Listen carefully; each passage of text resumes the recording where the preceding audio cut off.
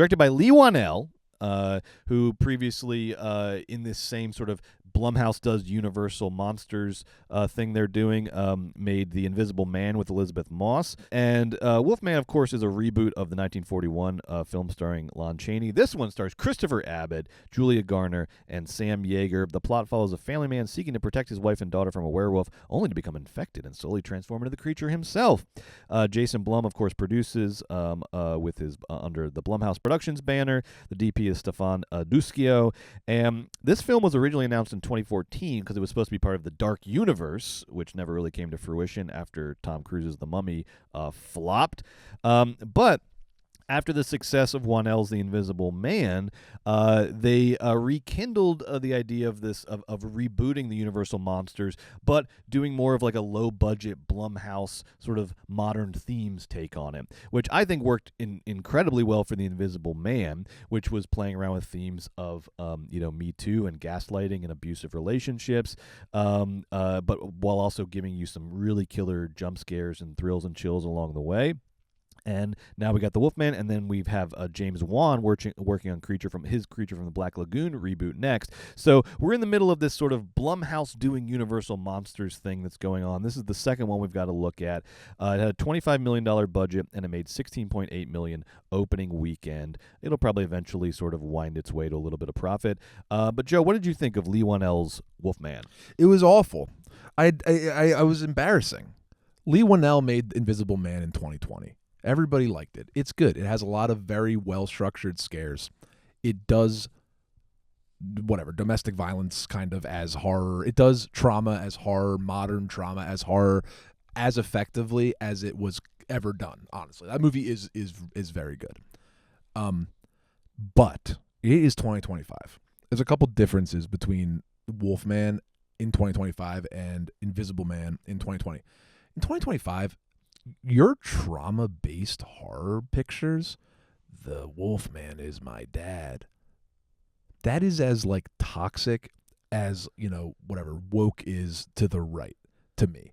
Like when you have your trauma-based horror, it's nauseating, it's infantilizing, and I hate watching it, especially when it's done to no effect, right? Like, of course, there's good versions of all the things I'm saying, right? All horror's kind of based in trauma, but you know what I'm driving at, when it's like addiction, or it's like SA, or it's the fathers, but like in a modern context, like mapped onto these horror stories, it's so grating and awful. Meanwhile, Nosferatu was a horror based on desire and lust, and though it didn't reach the thematic heights of the fucking Shrouds, or I'm sure, right, later this year, it certainly wasn't based on, it wasn't like, it would have been really jarring if it was like Lily Rose Depp was like crying the whole entire time because Nosferatu was going to come and have sex with her. Like, no, it was a different kind of fucking theme. So anyway, this pathetic sort of trauma based horror is driving me up the wall. Well, particularly here where the Wolfman is just like grasping for a theme the whole movie. Like Invisible Man is a well executed, well planned use of themes in horror. Wolfman doesn't know what it's about. It doesn't know what its theme is supposed to be, so it's grasping. But it thinks its theme is fatherhood. Well, but this ain't Strindberg, honey. It's partly like sons becoming their fathers, but it's also like it's really hard to like get a divorce going. It's really hard to like start a divorce. It's hard to like break the ice and be like, we should get divorced, right? This to me is almost more about like a couple like preparing to get divorced than anything else. But then even that is sort of like loose and sort of not committed to. So and then I heard like there was the directors talking about friends that they had I think had sort of gone through a chronic illness, and then it's partly about that, but that didn't really come through. So whereas Invisible Man was made with such clarity of its thematic purpose, right, this movie does not know what it's supposed to be about or what it's sort of striving to say. It's so bad. So like Lee, like what happened? You were king shit with Invisible Man. You did Insidious 3. Now you come out with the Wolfman stinker. Great cast. So first talk about Lee. Yeah. Like Lee, you just got your lunch eaten by some of these people that can also craft a scare but understand the joys of horror and the themes of horror. What we saw with The First Omen this year and Smile 2, these are excellently executed scares that are technically proficient, just like your scares in Invisible Man, but they are a lot more exciting than anything that you have in your Wolfman. Also, as a werewolf movie freak, like I love werewolf movies. I love The Wolfman. I've seen it 10 times. Like, Nosferatu, like I get your point, but like Robert Eggers loved the movie Nosferatu, right? Yes. It's like Leigh Whannell. Like Leigh Whannell. Like, what did you like about Wolfman? Nothing. Another fucking job. Have fun. You know with what I the mean? Yeah. tropes What of the Wolfman fuck? movie? There's not even a moon in the movie. No. There's not a moon. There's not a werewolf. Zero. Boo. I was watching that great documentary In Search of Darkness. Have you watched that about 80s horror? No. It's so good. You would love it. Okay. But I was watching it over the break, and they were talking about how in the 80s, a lot of the great werewolf movies of the 80s, American Werewolf in London, The Howling, there was this competition between all the SFX thank you, guys, Brett. Savini and Rick Baker. There was this competition of like who can do the best werewolf transformation on screen.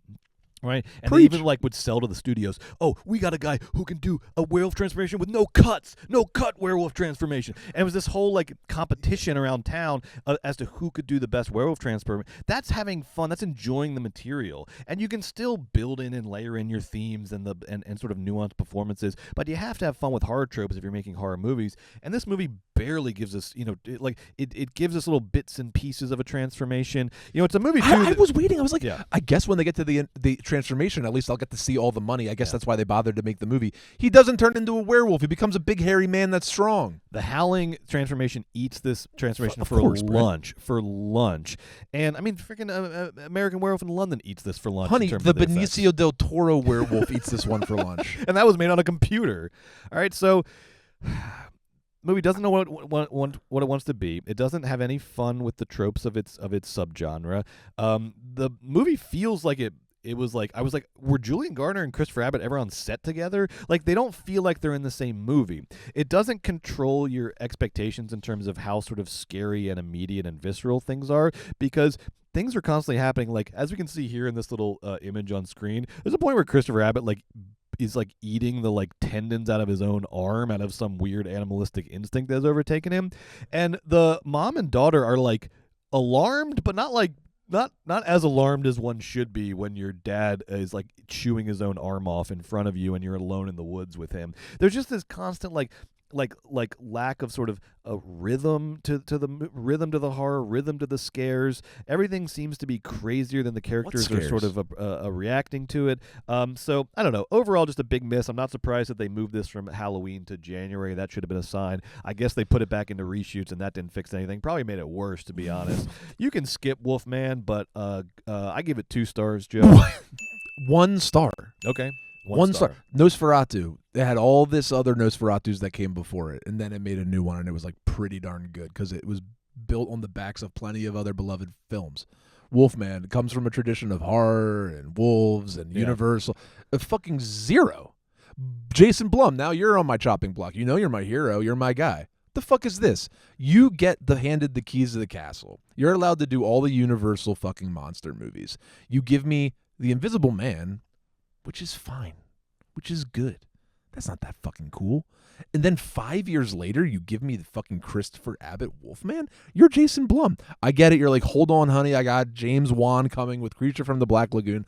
That sounds sick. That sounds like you fucking figured it out. But like Brett was saying earlier, Nosferatu looks like a movie that is part of your every franchise. Every studio is obsessed with our IP and what's valuable here. And everyone looks around. And Warner Brothers famously has had some issues recently.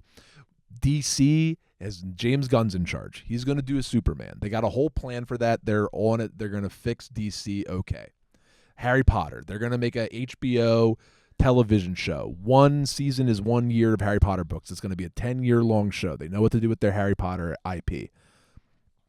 You have the Universal monster movies. I get it. You've made a lot of monster movies. But how can you do it for 20 years? Fucking stop and start and stumble around. Dracula Undead or Uprising or whatever, and then we do The Mummy, and then we're gonna give up on The Mummy, and then we're gonna. You should have stuck with The Mummy. You should have done Dark Universe and just seen it. This is the through. easiest fucking IP in town. This is the easiest IP in town. It's just like you did with. You figured it out finally. I think maybe we'll see with DC. Right? You gave it to James Gunn. James Gunn made a lot of good comic book movies. You're in charge of the comic book movies now. Go call Robert Eggers or something. Go call Guillermo del Toro. Go call, pick your fucking poison. How do you not have like a fucking house style for your Jason Blum produced reboots of the Universal horror movies? Don't base them in trauma. Don't fucking put them in these The Invisible Man takes place in a house that is so poorly, miserably decorated. It just makes me sick. What is wrong with this culture aesthetic of like white, clean countertops and glass, and everything is like been wiped down with Clorox? That's not. What is that? Fucking give me a haunted house, fuckers. This Wolfman. I want carpet. I want carpet. I want carpet in the next smoke Universal a cigarette. movie. Put your Universal actors in the same Monsters room. movie. Christopher Abbott, you're next on my list. Honey, you've been in so many good things. You've been in Girls. You've been in Annie Baker plays. You've been in lots of great stuff. And you know what? You were in Kraven the Hunter, and for that, big props. You were very funny in Kraven the Hunter, so I'll give you that. But Chris, I'm sure you're a cool guy. I'm sure you got a big cock. You're pissing me off. You have all these great rules, and you suck in every single one of them. Fucking get it together.